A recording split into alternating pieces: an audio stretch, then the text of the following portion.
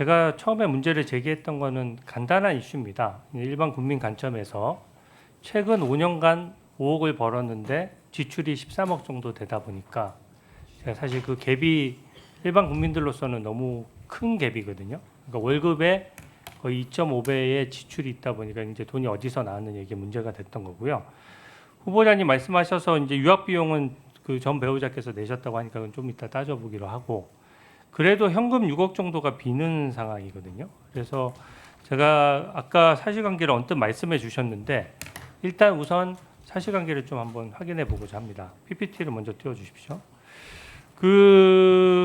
일단 아까 축의금은 받긴 하셨지만 다 처갓집으로 주셔서 축의금은 수익으로 안 잡혔던 것입니까?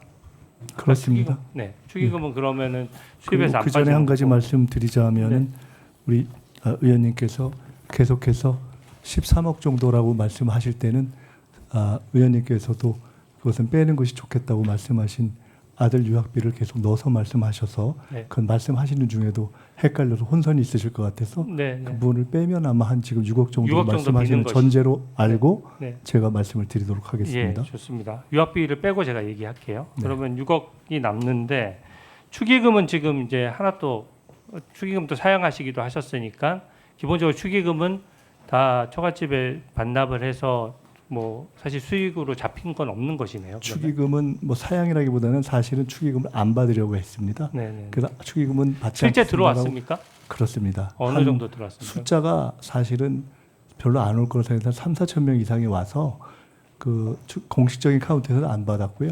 그렇지만 개인적인 가까운 지인들이 이렇게 축의금 봉투를 주고 한 곳으로 해서 제가 볼 때는 그래도 제법 들어왔던 것 같습니다. 포함해서 근 1억 보통 정도. 일반 국민들도 축의금을 하게 되면은 뭐 다음에 다시 축의를 하기 위해서 대충은 금액을 네, 그래서 근 알아두잖아요. 1억 정도가 되는데 1억 정도 됐습니다. 네, 그때가 이제 국회의원 다시 되기 전이고 나이가 제가 재혼이어서 그때 나이가 거의 뭐 제법됐죠. 그런데 네, 그것을 좋습니다. 그 그것을 정도 하고요. 그냥 장모님한테 드렸습니다. 그때. 아까 말씀하셨던 게 조의금 1억 5천만 원, 또 출판 기념에 각각 한 번에 1억 5천만 원 정도씩 모였던 것으로 기억한다 이렇게 말씀하셨는데 그건 맞습니까? 조금 더 정확히 말씀드리자면은 부의금이 한 1억 6천 정도 되는 것 같고요. 네, 그건 정확한 겁니까? 어쨌든 확인이 가능한 겁니까? 그때- 그것은 뭐 저희가 대략 그때 얼마 정도 됐든 하고 이렇게 뭐 메모 정도 해놓은 수준에 네. 뭐 지나가는 거여서 누구나 다 그거를 뭐 축의금 조의금은 온 국민이 어디다가 신고할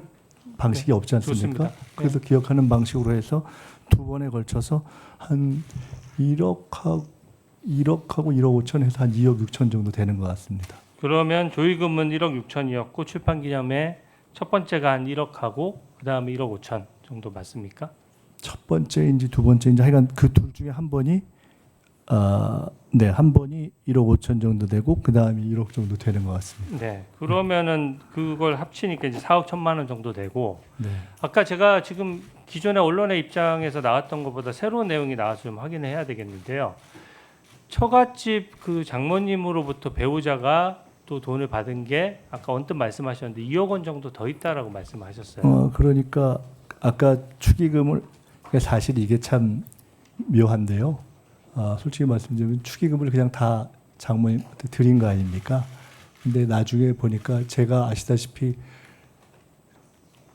추징금 내고 이러면서 저희 아내는 생활을 하면서 생활비에 굉장히 어려움을 겪었고 그래서 생활비로 한 뭐 혹은 뭐 200, 300 이런 식으로 쭉 이렇게 받은 것이 제법 되는 것 같은데 그래서 그 축의금을 그냥 여기서 갔습니다만 그걸 상관없이 드린 거니까 거의 다 포함하면 그렇게 해서 받은 게 2억 이상이 되는 것 같습니다. 2억 이상 된다고. 네. 그러면 2억을 그럼 처갓집 장모님으로부터 그 배우자한테로 온 것인데 네. 뭐 계좌로 송금이 됐습니까? 아니면 뭐 생활비를 일정액을 준 겁니까? 아니면 제가 현금으로 준 것입니까? 저희가 뭐 사실 제가 생활에 대해서 자세히 모르니까 네. 이번 과정에서 아내가 확인 또 얘기도 해주고 등등 보니까 그 중에 상당 부분은 계좌로 받은 것도 있고요.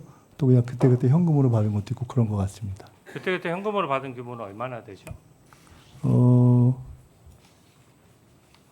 현금으로 받은 게 한 얼마인가요? 제가 정확히 모르겠는데 네, 오해 좀 확인해 주십시오. 네, 통장으로 받은 게 최소한 반 이상 되는 것 같습니다. 네.